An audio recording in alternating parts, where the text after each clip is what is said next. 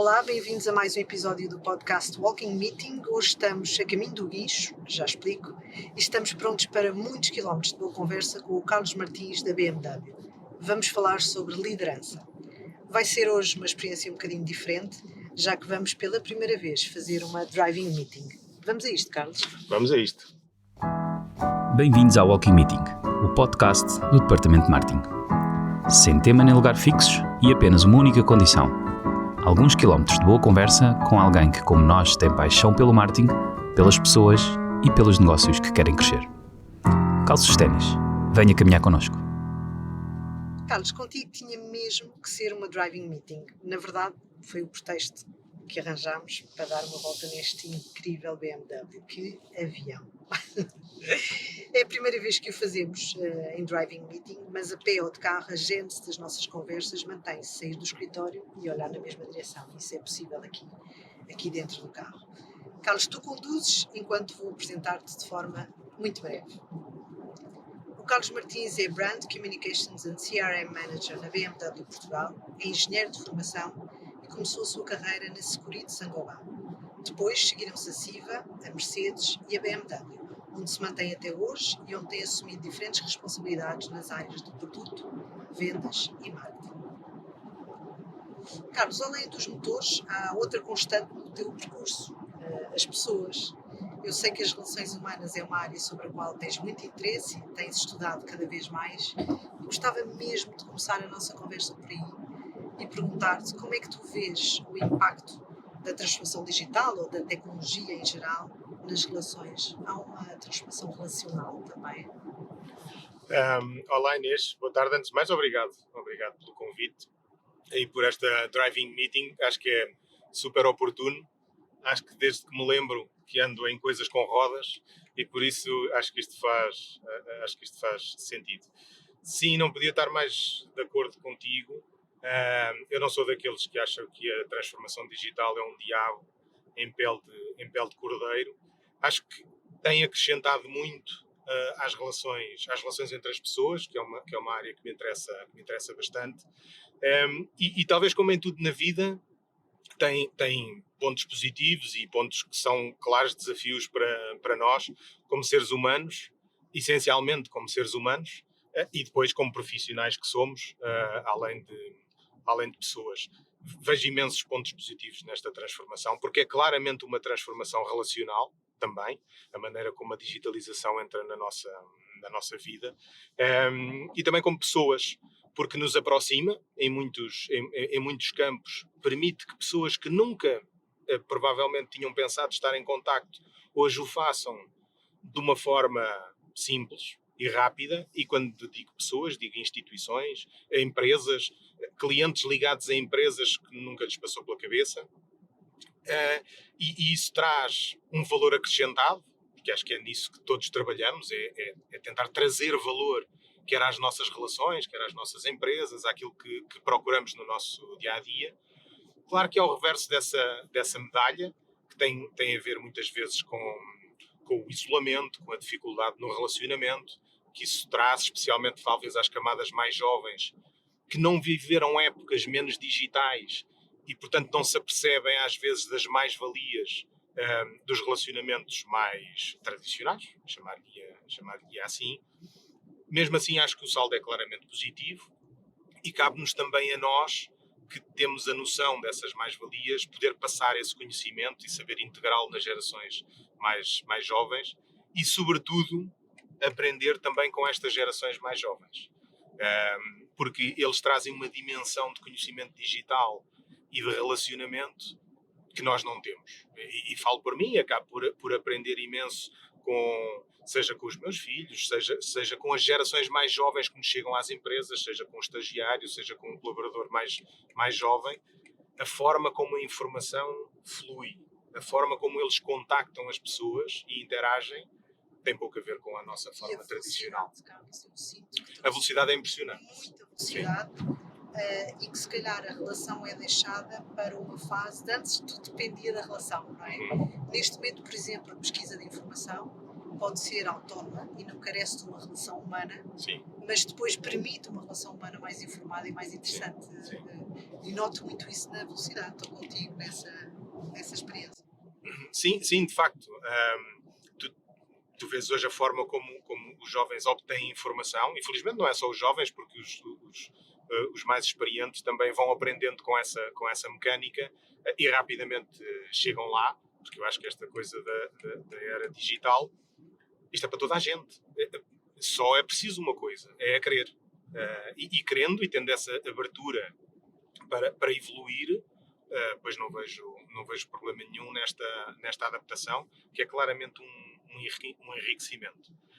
E sim, estou contigo na questão da velocidade, porque a forma como se obtém informação hoje é diferente e é muito mais rápida, mas eu acho que isso é uma mais-valia enorme para uma construção de uma relação mais profunda, porque tu vais à partida com um conhecimento que antes levavas muito tempo a conseguir adquirir.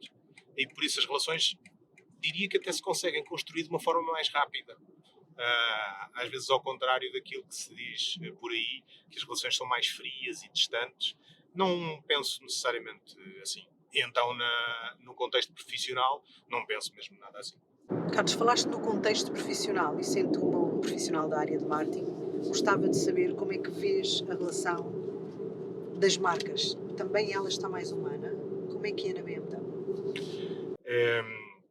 Inês, sim, vejo que as marcas que realmente se preocupam em construir relações duradouras têm essa preocupação. Têm a preocupação de construir jornadas para os seus clientes que os aproximem das marcas, dos seus produtos, que façam com que o cliente se aperceba do valor acrescentado que é escolher uma marca em detrimento de outra, e por isso, sim, acredito que as marcas continuam preocupadas com esse grande objetivo. Esse objetivo não é um objetivo novo. Esta aproximação ao cliente sempre existiu. Considero, na realidade, que hoje em dia as marcas têm muito mais ferramentas e muito mais formas de chegar aos clientes do que tinham antigamente, com uma grande mais-valia. Quanto mais formas eu tenho de chegar ao meu cliente, melhor é a minha capacidade de individualizar essa relação e melhor será a relação que eu crio, mais profunda, com mais sentido. E por isso sim, as marcas que se aperceberem da capacidade que têm, usando as ferramentas atuais e especialmente diversificando a forma como comunicam, têm cada vez mais capacidade de sucesso. No caso da BMW, a atuar num setor, diria que até tradicional, na sua forma de chegar aos clientes. O desenvolvimento que fez a nível digital, na interação que tu tens com os automóveis, todos os interfaces digitais, as apps, os interfaces aqui dentro, as plataformas de carregamento, a digitalização dos processos de consultoria e de compra, tudo isso contribui para que cada cliente possa usar a forma de comunicação que lhe é mais conveniente, seja através de uma rede social, seja através de um chatbot que está no nosso site. Toda esta construção leva em conta que as pessoas são diferentes, mas todas querem alguma coisa e as marcas terão mais sucesso quanto melhor se adaptarem aos vários, à tipologia de clientes Portanto, que têm. apesar da BMW, pelo que tu dizes, investir em ferramentas tecnológicas digitais nessa relação, o objetivo é torná-la, através da personalização e do conhecimento mútuo, uma relação mais parecida com o humano, não é? Em que há mais uma conversa do que algo transacional. É este o ponto de vista? Sem dúvida. Eu acho que as ferramentas digitais e todo este processo digital podem-nos facilitar alguma parte do processo e deixar a porta aberta para uma parte mais humana, inclusivamente até enriquecendo essa componente humana. Dou-te um exemplo muito claro. Estamos a mudar o nosso modelo de negócio para que a parte da transação seja facilitada através de um processo digital, mas não vamos nunca retirar a componente de interação humana com os nossos especialistas de produto, só para dar um exemplo, porque essa continua a ser uma grande mais-valia do que são as pessoas, do conhecimento que têm, daquilo que podem trazer através das suas experiências e no nosso caso específico da BMW, conseguir escolher o modelo e a configuração mais adequada, por exemplo, às necessidades que tu tens que são diferentes de uma amiga que tu tens, são diferentes do teu marido, são diferentes Que às vezes enfim. nós não sabemos dizer, não é? Numa plataforma digital, nós, enquanto clientes ou consumidores, somos perguntados. E uma coisa é o que eu declaro, Sim, outra coisa é o que eu sinto. sim. E sobre sentimentos, só mesmo com alguém ao lado que consiga perceber que eu até posso dizer que tem que ser preto, mas na verdade vai ser amarelo, não é? É verdade, estás-me a Há fazer... muita coisa que passa ao Sim, lado. concordo, estás-me a fazer lembrar uma conversa que outro dia tinha com um professor no mestrado que estou a fazer, e falávamos sobre estudos de mercado de novos produtos. E em que ele dizia, e vão-me perdoar quem faz estudos de mercado, que estudos de mercado para novos produtos não servem para nada. Porque as pessoas estão sempre, dizem sempre que estão disponíveis para comprar um novo produto, mas só quando ele existe e estão com ele na mão e agora custa X, é que de facto avaliam se o vão comprar. E aqui é igual. Tu, quando vais comprar um carro que é completamente novo, não sabes muito bem o que é que aí vem. Se houver alguém que te ajude, que converse contigo, que partilhes com alguém que já tem esse modelo, por exemplo, ganhas um conhecimento diferente, que é um conhecimento que a máquina tem mais dificuldade em passar. Portanto, a junção dos dois é a perfeição. Sem dúvida, diria que sim. Carlos, mudando aqui um bocadinho o assunto, mas tenho especial curiosidade em saber o que é que pensas sobre isto. Defendes que deve existir uma fronteira entre as relações profissionais e as pessoais ou misturam-se naturalmente? É rasteira. Como é que vês isto? Isto é controversa. Bem, no meu caso, a pergunta é interessante, e tu sabes bem quão interessante ela é, porque no meu caso eu sou casado com uma pessoa com quem trabalhei. Ok, E esse, por acaso não tinha visto este ponto de vista, mas... esse foi um desafio, grande, mas em especial mais no início da nossa relação, agora é um dado adquirido, não é? Mas foi um desafio interessante, mas acho que indo mais ao âmago da tua questão, eu não acho... Vamos lá ver, uma coisa são relações íntimas, outra coisa são relações pessoais. E as relações profissionais vêm sempre de relações entre pessoas. As relações pessoais são relações entre pessoas. E eu valorizo muito as relações entre pessoas e estabeleço relações pessoais com significado com todas as pessoas com quem trabalho.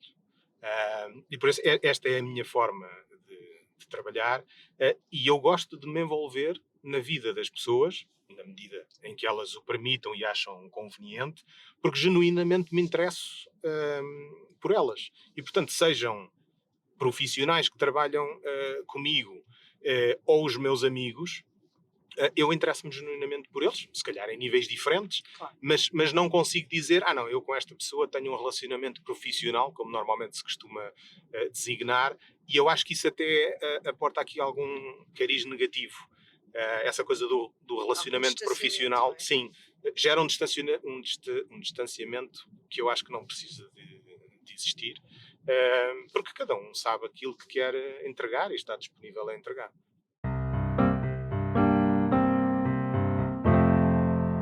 Carlos, um líder nasce líder ou torna-se líder?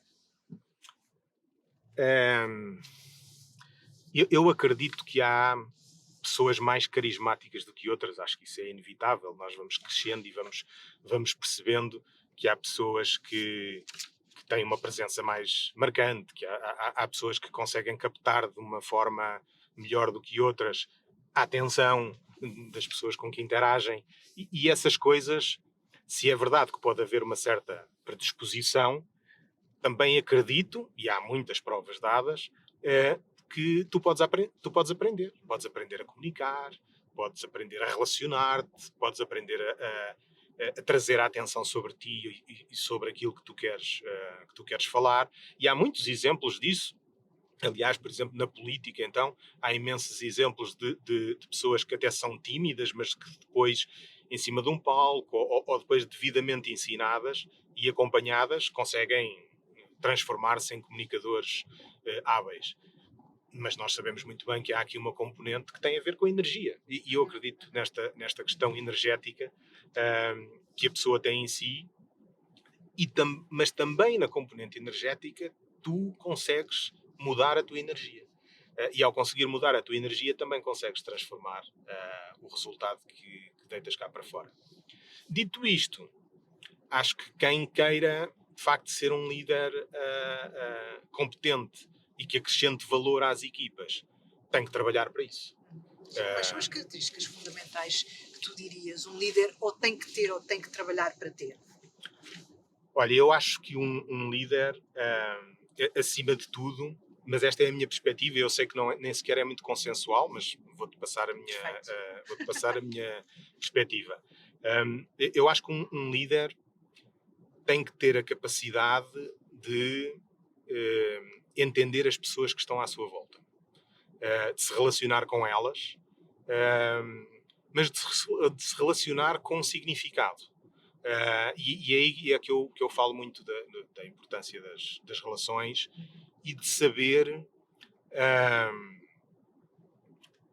o que é que se passa na vida das pessoas. E isto não tem nada... Compreender o todo, não é? Sim, isto não tem nada a ver com besbilhotice. Tem a ver com criar empatia. Muito mais do que simpatia, criar empatia com estas pessoas.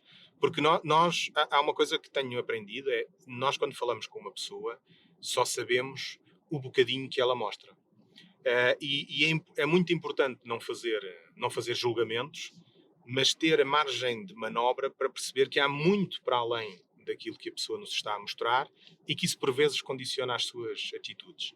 E isso faz parte de um bom líder, é ter essa flexibilidade para entender as pessoas, gostar delas como elas são e ajudá-las a evoluir. Portanto, eu acho que um líder tem que gostar de pessoas, conhecê-las e ajudar a criar valor em cada uma das pessoas. Depois, inevitavelmente, tem que perceber o que é que quer fazer, para onde é que quer ir. E atenção que um líder não tem que ser o iluminado que define o caminho e agora sigam. Mas tem que ter uma noção de para onde quer ir e, sobretudo, tem que conseguir com que a sua equipa o ajude a definir esse caminho. O caminho não precisa de estar definido, mas o objetivo, Precisa mobilizar. sim, a capacidade de mobilização através da empatia, para mim é essencial num líder. E depois há aqui duas componentes, uma que se fala muito e que às vezes me aborrece um bocado, porque se insiste muito nisso como se fosse uma obsessão, que tem a ver com a resiliência. Eu prefiro uma outra palavra, peço desculpa por ser uma palavra não portuguesa, que é o grit. O grit é a resiliência associada à paixão. E, portanto, eu às vezes uso a resiliência como se fosse... associa a resiliência quase como uma obsessão, e por isso é que não gosto muito da palavra. Gosto mais desta combinação entre perseverança e paixão por aquilo que estou a fazer. Depois, gostava de acrescentar esta última característica que tem a ver com a fragilidade. A exploração da fragilidade é uma coisa que, nestas sociedades mais competitivas e de cariz mais financeiro, é mal entendida. A fragilidade A vulnerabilidade. Sim, a vulnerabilidade Um líder, dizes. Eu acho que não é só num líder. As pessoas... Em contexto profissional. Sim, Em geral. e no pessoal também. Eu se mostrar que sou frágil em determinada área, normalmente isso é entendido como... agora até ficamos aqui um bocadinho boca aberta. Com a vista, sim. Pronto, sim, a vista de facto é bonita. É A vulnerabilidade é mal entendida. E eu acho que precisávamos de transformar isto. E eu acho que um bom líder tem a capacidade e a vontade de mostrar quais é que são os seus pontos vulneráveis, obrigado, partilhá-los com a equipa e receber da equipa ensinamentos para que possa melhorar. Portanto, a partilha das fragilidades, para mim, é algo que mostra, de facto, a essência de um verdadeiro líder, porque que não tem medo de falhar. E nós vencemos todos e falhamos todos. Sim. Todos juntos. Mas eu acho que essa é uma cultura relativamente recente, Carlos, no contexto empresarial. Porque de facto antes esperavas que o líder fosse o que soubesse mais, o que soubesse tudo, o mais forte e o que não chora. Sim. E eu acho que hoje assistimos a alguns líderes, a algumas pessoas a fazer esse caminho, dizer não, eu não sei tudo. Não, eu choro. Não, eu isto não sei. Olha, ajudem-me aqui. Portanto, eu acho que permitir a vulnerabilidade e até a autenticidade aos líderes é algo que eu observo relativamente há pouco tempo e que vejo cada vez como mais premiado e mais bem-vindo e mais atrativo nas empresas, francamente. Talvez tenha vindo com a era em que nós temos mais possibilidade de nos exprimir todos, não é? E, portanto, cada um de nós tem uma montra, estou a falar, por exemplo, das redes sociais Sim. profissionais, e de repente tu ali podes exprimir de outra maneira e pode mostrar. Portanto, também temos mais sítios onde nos exprimir, isso talvez nos faça, enfim, ir por este caminho também. Tenho observado muito isso, era capaz de ser meio dúzia de nomes de pessoas que encabeçam esta nova cultura do líder vulnerável. Sim, sem dúvida, concordo contigo. É um fenómeno, não vou chamar, é Certo. uma transformação Sim. recente que eu acho que deve ser mesmo abraçada por dois motivos, porque acho que as pessoas crescem mais com isso e depois as pessoas que têm que estar constantemente a esconder as suas vulnerabilidades Tem a vida difícil. têm a vida difícil e carregam em si uma carga negativa que não é boa para si. E hoje estamos mais do que fartos de saber os impactos que isso pode ter na nossa saúde imediata e no longo prazo, mas também não passam mensagens positivas para quem as rodeia, e, portanto, acho que não constroem muito valor para os outros, mas claramente é um processo a acontecer. Sim. E ainda com necessidade Carlos, de continuar. Tu trabalhas numa empresa alemã. Sim. Isto é assim, numa cultura alemã, porque, enfim, apesar de trabalhares em Portugal ou no contexto ibérico, a cultura alemã vê-se na BMW. É compatível esta liderança mais humana, mais humanizada, mais vulnerável, como falávamos, com uma cultura alemã que nos transporta para outras coisas completamente diferentes? Qual é a tua experiência? Enfim, numa empresa com milhares e milhares de pessoas, ainda que uma empresa alemã e a maioria do capital é alemão e, portanto, a BMW continua a ser uma empresa alemã, é inevitável esse cariz forte da cultura alemã, e eu digo isto com positividade, e, portanto, às vezes há um certo estigma, mas eu acho que ele não se traduz assim tanto depois no que é na forma de funcionar, também porque os tempos mudam e as pessoas que estão a dirigir a organização também mudam e também incorporam muito do que são as tendências atuais do que é a gestão e a forma de estar, e a BMW está em todos os continentes e onde circulam automóveis. E por isso, e tem pessoas de todas as culturas, de todas as raças, de todos os credos, e incorpora necessariamente isso na sua forma de estar. E isso transforma a organização. Esta questão que falávamos da vulnerabilidade, é evidente que existe, mas não tem a ver com ser uma cultura alemã. Tem a ver com ser um mindset corporativo, mas também aqui nós encontramos cada vez mais empatia para o erro, empatia para a melhoria contínua, e por isso não distinguiria concretamente a cultura alemã de outra cultura qualquer. Aquilo que eu noto é que há uma forte cultura empresarial da força, que era isso que estávamos aqui a falar, que está a mudar para melhor, como eu acho que também estão a mudar outras empresas que querem ser empresas modernas. Porque na realidade o que acontece às empresas que não se adaptam é que as pessoas muito interessantes e com forte capacidade de empreender e melhorar vão-se embora. Não estão lá, exatamente. E essa também é uma realidade. Sim, sem dúvida. Importante.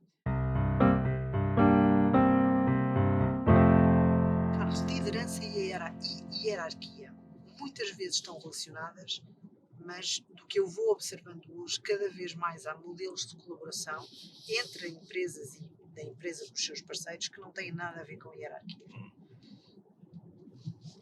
Quais são as grandes diferenças nestas relações de liderança com e sem hierarquia, com base na tua experiência? Bem, é evidente que as empresas, na maneira como estão organizadas, em especial as multinacionais, ou seja, com organizações mais tradicionais, têm uma hierarquia formal, e depois muitas vezes existe também aquilo a que chamamos os líderes informais, que muitas vezes surgem das equipas multidisciplinares e por aí fora.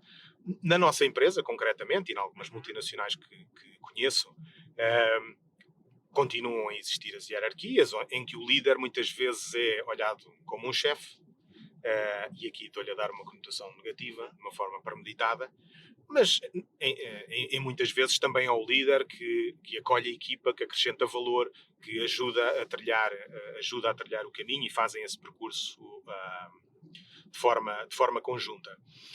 Parece-me que no modelo de organização mais moderno, os líderes informais têm cada vez mais importância. E mesmo dentro da nossa organização, que é uma organização com uma hierarquia perfeitamente definida, há lideranças informais ouvidas pelas lideranças formais e em conjunto fazem com que o resultado seja maior. Ou seja, o que eu quero dizer é que os líderes modernos, e é por isso é que são líderes formais com o devido valor, dão abertura para que os membros da equipa tenham uma palavra a dizer e assumam papéis de liderança informal cada vez que isso se justifica ou que o acontecimento proporciona. E eu acho que é dessa riqueza que tem a ver também com um crescimento muito grande do que são as lideranças hoje em dia e a formação das equipas, e o facto da liderança formal hoje não ter que ser uma coisa que está escrita na pedra e que, portanto, só se faz aquilo que o chefe diz. Esse tipo de coisas estão a ser, acho eu, cada vez mais abandonadas. Aliás, eu sempre encontrei muito isso na BMW. Passa a propaganda institucional. Sempre fui encontrando isso, porque a forma como sempre senti abertura para dizer o que pensava e para dar o meu contributo mais ou menos informado, sempre existiu. Claro que eu não estou aqui a dizer que pois não é preciso haver quem decida. Há sempre momentos em que é preciso, é muito importante que esteja claro e que essas pessoas que têm essa responsabilidade teórica depois também a assumam na prática. Porque isto de ser o líder formal, mas depois não conseguir tomar decisões, também não é bom. E faz com que existam confusões nas organizações, como sabemos que às vezes os líderes informais parece que têm mais capacidade do que os líderes formais e isso gera confusão nas equipas, mas enfim, isso leva-nos a outra conversa que tem a ver com seleção de equipas e adaptação, mudanças de equipa, porque podem haver, não é? O chefe de hoje não tem que ser o chefe da amanhã, porque o mundo muda, as tarefas mudam, e de facto aquilo, em última instância, que os clientes esperam de uma empresa também muda. E isso faz com que a organização se adapte. Aqui nesta questão, eu entendo tudo o que dizes e é verdade, o peso da liderança formal é um excelente tópico, mas queria-te perguntar se para ti, que és um líder com hierarquia, porque tens uma equipa que reporta a ti, de quem tu, enfim, sobre quem tomas uma série de decisões do ponto de vista de carreira ou influencias, e sobre equipas sobre as quais tu não tens essa hierarquia, desde logo a vossa rede de concessionários, em que não há uma relação hierárquica, penso eu, mas há uma liderança. Sim. Qual é a mais difícil e o que é mais difícil em cada uma delas? É interessante fazeres essa pergunta porque eu, ao longo da minha carreira dentro da BMW, como dizes, tenho equipas, portanto há uma hierarquia formal com uma equipa que reporta formalmente, mas eu já passei por funções na BMW onde lidava com a rede de concessionários e onde o meu papel é de acompanhar, mas também indicar o caminho, agregar as pessoas à volta daquilo que a marca considera que é o caminho certo. Mas não há nenhuma relação hierárquica. Até são empresas distintas, verdade? Sim, completamente distintas. São completamente independentes. Mais complexo. Embora haja uma relação contratual que impõe alguns mínimos de coordenação. Mas sobretudo, e é mais disto que eu quero falar, e aqui eu acho que é muito semelhante entre o que é uma equipa formal e uma equipa informal, é estabelecida, ou é preciso estabelecer uma relação de parceria, em que as pessoas entendem porque é que estão ali, entendem o que é que cada parte tem a oferecer àquela parceria e estão dispostas a estabelecer compromissos para um bem maior. Para isso é preciso que se entenda para onde é que queremos ir, e aí claramente a marca tem essa papel. responsabilidade Sim, é um de, farol, de- não é? de mostrar qual é que é o caminho que pretende para a evolução da marca, e eu acredito que aí deve ter o papel principal a dizer. A marca tem que definir o que é que quer para si, mas também tem que rechear isso com argumentos convincentes para que os seus parceiros se reúnam à volta daquela missão. E depois o trabalho é realmente criar essa parceria. Voltamos um bocadinho ao início da nossa conversa, que a parceria não é entre a BMW e os seus concessionários. Isso é a parceria formal. A parceria real é entre as pessoas que representam a Carlos BMW, sim, é entre o Carlos Maria. e o António, ou a Maria, ou a Joana. E são essas pessoas que constroem essa relação de valor. Portanto, mais uma vez voltamos à necessidade de estabelecer uma relação próxima, de entrosamento e de afinação de para onde é que nós queremos ir e como é que fazemos isto. E cada um traz a sua E que nos experiência. permita estar num sítio onde consigamos resolver quando corre mal. Porque há coisas que correm mal e eu acho que nós às vezes não estamos muito preparados para isso. Somos todos muito educados quando as coisas correm de forma mais aproximada com o ideal, mas uma verdadeira parceria denota entre pessoas, como tu dizias, estou completamente de acordo, denota a capacidade daquele Carlos e daquela Maria resolverem quando correr mal. Sem dúvida. E eu aí Isso é a cultura portuguesa não nos facilita a vida. Tenho que ser sincero, porque nós somos os simpáticos. Sim. E eu com isto quero dizer que às vezes quando corre mal e é preciso dizer certas coisas, temos sempre um certo pejo em dizer o que é que correu mal. Porque o outro lado, e nós também, quando a situação é inversa, temos tendência a confundir uma observação de cariz profissional e uma oportunidade de melhoria com uma culpabilização sobre a forma como eu agi. E as coisas não têm que ter necessariamente nada a ver uma com a outra. E por isso, eu quando digo isto correu mal, para a próxima temos que fazer assim, assim, assim, assado, não é António, não fizeste isto bem. Exato. Não é isso. O António fez em cada momento, se eu confio no António, o António fez em cada momento o melhor que podia e sabia. É a minha responsabilidade ajudar o António. E é a responsabilidade do António pegar naquilo e em conjunto comigo construir algo melhor da próxima vez. Porque atira a primeira pedra quem nunca fez qualquer coisa de mal. De mal ou de grave, vocês desculpem, mas isto está no automóvel e, portanto, estes pormenores técnicos acontecem. E por isso a responsabilidade é conjunta e isto tem que ser construído em parceria. Tive a oportunidade de fazer muitas coisas bonitas com a rede de concessionários em que partimos de posições opostas e conseguimos encontrar um consenso, assim como muitas vezes acontece na equipa, em que às vezes eu mudo a opinião, outras vezes muda a equipa, a maior parte das vezes conseguimos encontrar algo com que ambos ficamos confortáveis e satisfeitos e achamos que é o melhor no final de toda a nossa conversa. Carlos, tudo isto me fez lembrar uma palavra: feedback. Okay. Talvez uma das funções mais difíceis, não só para um líder, aqui para todos, porque nós todos temos que dar feedback em todas as nossas vidas. Como é que tu fazes e o que é que nos poderias dar como conselho? Bem, em primeiro lugar, e correndo o risco de ser óbvio, dar. Ok, não é exatamente. Começar pelos básicos faz todo sentido. Pode parecer redundante, mas de facto é fácil nós termos noção da importância do feedback, mas depois não damos. E portanto, em primeira instância, dar. Em segunda, dar no momento apropriado.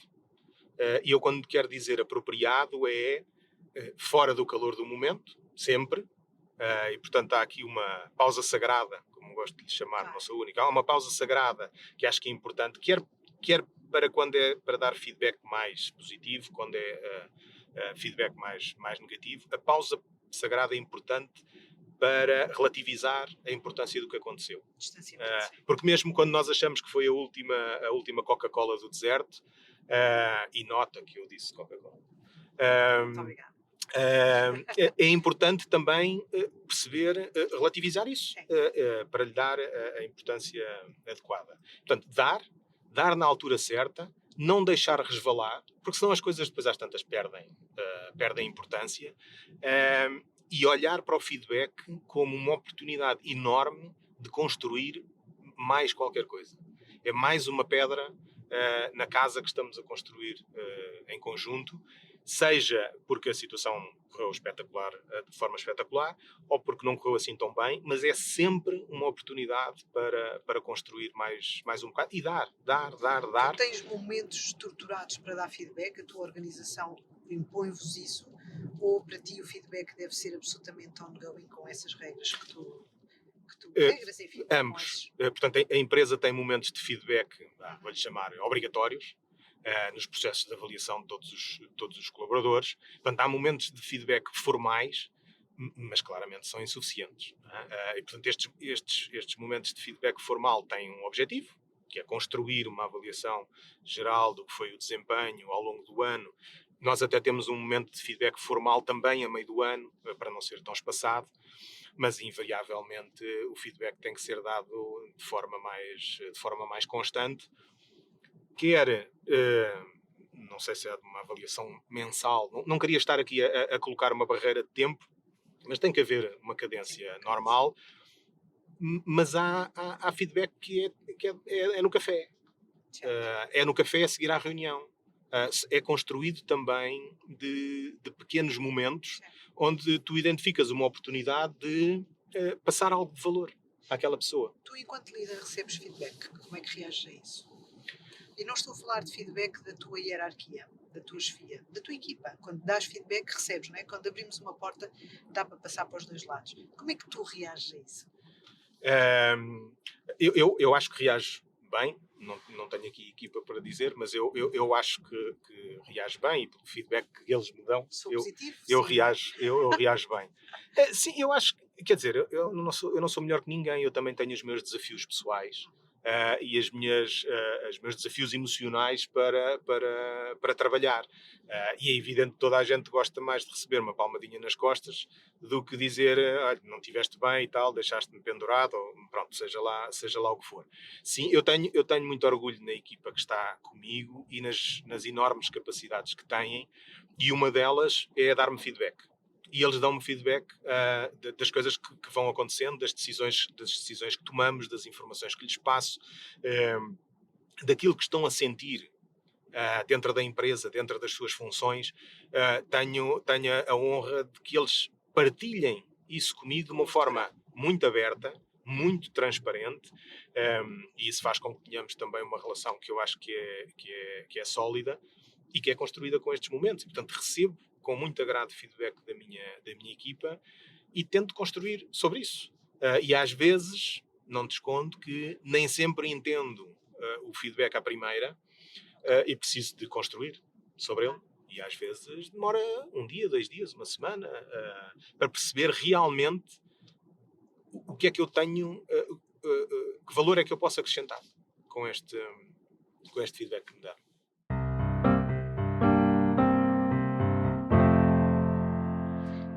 Carlos, outra posição difícil em que eu penso que muitas vezes um líder pode ser colocado é quando ele representa a empresa, mas não necessariamente está de acordo com a decisão. Como é que convivem a pessoa, a empresa, o ter que assumir perante uma equipa uma posição que não seria aquela que o líder de forma isolada tomaria, mas o líder está dentro de uma organização? Como lidamos com isto? Bem, às vezes com uma certa dificuldade. Confesso-te que nem sempre é fácil.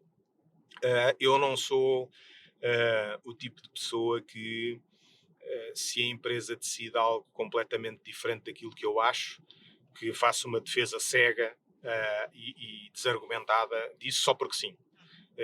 Ou seja, se eu tiver que tomar uma determinada posição porque é a posição da empresa e isso for preciso implementar e eu decido que continuo na empresa, e estamos a falar de coisas fraturantes, claro. E eu decido que continuo na empresa, pois então trabalharei para implementar essa opção da empresa, porque tenho esse espírito de implementação corporativo. Não quer dizer que concorda em pleno. E não tenho problema em partilhar, às vezes, esse desacordo com a minha equipa, explicando-lhes que não estou de acordo com tudo, mas que escolhi aceitar a posição da empresa, vou trabalhar, pergunto-lhes se querem naturalmente trabalhar em conjunto também para esta decisão. Nós não temos que esconder aquilo que sentimos, nem a nossa opinião. Temos é que decidir a cada momento o que é que queremos fazer com isso. E há o benefício da dúvida. Pode haver, porque eu acho que nós numa empresa enorme, como onde tu estás hoje incluído, há muitas cadeiras e depende da cadeira onde te sentas, vês coisas diferentes. Portanto, às vezes Sim. também nos é imposta uma decisão ou nos é, enfim, partilhada uma decisão que se estiveres sentado noutra cadeira vês de uma forma diferente. Já me aconteceu muitas vezes. Portanto, eu acho que é importante também dar o benefício da dúvida quando à partida do sítio onde nós olhamos não estamos de acordo. Sim. Se eu trocar de cadeira com quem decidiu, se Claro. calhar eu vejo as coisas da mesma forma. Isso também acontece. Muitas vezes. Eu acho que há muitas decisões que são tomadas, exatamente pelo que tu estás a dizer, porque eu olho com os olhos e estou a olhar estou a dar prioridade a determinados assuntos que quem decidiu está a dar prioridade a outros. E muitas vezes, mesmo nesta diferença, tu às vezes até acabas por perceber a decisão mais tarde e se calhar se te perguntarem 2 ou 3 meses depois, tu até dizes hoje já concordo com a decisão. Exatamente. Porque compreendo-a hoje de uma forma que não compreendia e por isso mudei a minha opinião, ou então não mudei e continuo. Mas eu acho que aqui a parte importante é tu perceberes que tu és uma pessoa e não tens que concordar com tudo o que te dizem, mas tens que decidir o que é que queres fazer com as condicionantes que a vida te apresenta. E uma decisão imposta por alguém é uma condicionante se tu resolves aceitar. Certo. Se tu resolveres não aceitar, o teu caminho é diferente e, portanto, tem consequências também. Claro. Andamos sempre neste balanço das decisões e das consequências dessas decisões. Muito bem. Carlos, deixar aqui só pedir-te que deixes aqui algumas palavras sobre quem hoje possa estar a assumir o seu primeiro desafio enquanto líder formal. O que é que lhe dirias? Olha, estou aqui a tirar-me para memórias passadas, para a primeira vez que assumi uma função de liderança formal com uma equipa que foi na BMW Motorrad, na área das motas da BMW, que foi uma experiência maravilhosa. E lembro-me dos primeiros dias e aquilo que tu sentes não escondo que além de uma alegria grande, porque estás a assumir um desafio grande, às vezes tu sentes, será que eu vou estar preparado para isto? Naturalmente, se é um desafio grande, não vais estar preparado. Mas há uma parte boa nisto. Mas é bom não saber. Não, há uma parte boa nisto, é que não estás hoje. Mas se fores comprometido, se fores humilde, quiseres aprender com a equipa, hoje não estás preparado, mas mais à frente vais estar. E, portanto, o caminho é um caminho em que tu cresces, em que aprendes. E, por isso, usa o medo para te abrir as portas para aprender. Usa esse medo de uma forma positiva, com humildade, para aprender. Esse era talvez um conselho que eu dava, que é não tenhas medo de ter medo, porque isso vai ser uma ajuda. Vai-te pôr no sítio certo. É bom quando as pernas tremem, não é? Sim, é verdade. É bom quando as tremem. Porque quer dizer que está a acontecer qualquer coisa de novo e de excitante. Se assumes uma função onde já sabes tudo, enfim, não é verdadeiramente um desafio. Por isso é bom ter medo, aproveitar esse medo e mente aberta de entrega para o desafio. Para terminar, como é que nós todos podemos ser melhores líderes, melhores pessoas? Não distingo muito essas duas coisas entre um líder e uma pessoas, vamos deixar assim. Acho que podemos ser melhores pessoas se de facto estivermos abertos a relacionar-nos com os outros. Eu acredito muito nas pessoas e no poder das suas relações. Acredito nas conexões entre as pessoas e o efeito que cada pessoa tem na outra. Isso levava-nos até uma conversa muito, muito grande. Mas nós podemos ser melhores pessoas se nos abrirmos a misturar-nos. Se tu te permitires misturar-te com outras pessoas, saberes o que é que vai na cabeça delas, perceber porque é que tomam determinadas atitudes, porque é que sentem da forma que sentem, isso vai-te dar um capital humano que te vai ser muito útil como pessoa, mas também como profissional, a enfrentares os desafios. E os desafios são desafios técnicos, são desafios de relacionamento, são as decisões que tens de tomar, e por isso faz tudo o que conseguires para seres uma melhor pessoa e para te relacionares melhor com os outros, diria eu. Que vai de certeza sair um bom líder daí. Carlos, maravilhosos conselhos. Obrigada pela Obrigado, partilha. Queria terminar perguntando-te hoje um bocadinho mais alguns quilómetros do que é habitual, mas nós convertemos sempre os quilómetros que fazemos nas walking meetings num donativo para entregar em nome do convidado a uma instituição. A quem gostarias que entregássemos em teu nome? Olha, uma instituição com quem eu colaborei brevemente, mas acho que tem um valor acrescentado enorme para a população mais carenciada, que é a CASA, que é o Centro de Abrigo, Centro de Acolhimento Sem-Abrigo, Centro de Apoio aos Sem-Abrigo, que é uma instituição que tem várias delegações e que na realidade o que fazem é recolha alimentar e contactos com instituições para entregarem comida todos os dias a muitos sem-abrigo espalhados por Portugal, nomeadamente na zona de Lisboa. Acho que fazem um trabalho muito valioso e merecem a nossa ajuda. E agradeço o vosso donativo para esta instituição. Carlos, última pergunta. Com quem é que tu gostarias de fazer uma walking meeting?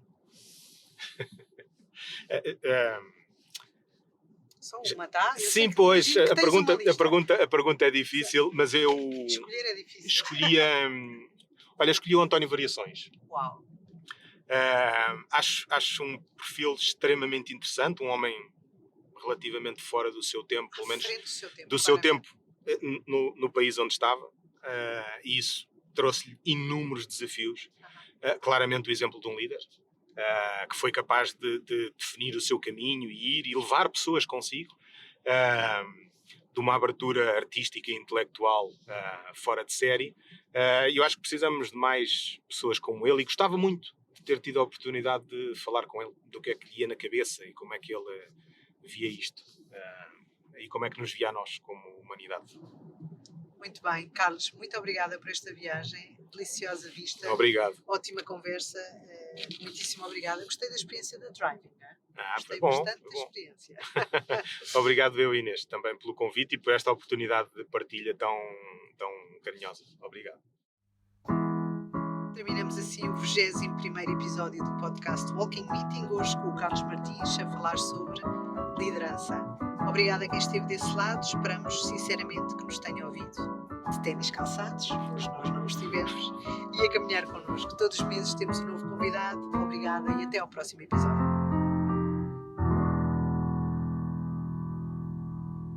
Todos os meses temos um novo episódio. Siga-nos no LinkedIn de Departamento de Marketing Portugal, no Spotify ou no Apple Podcast.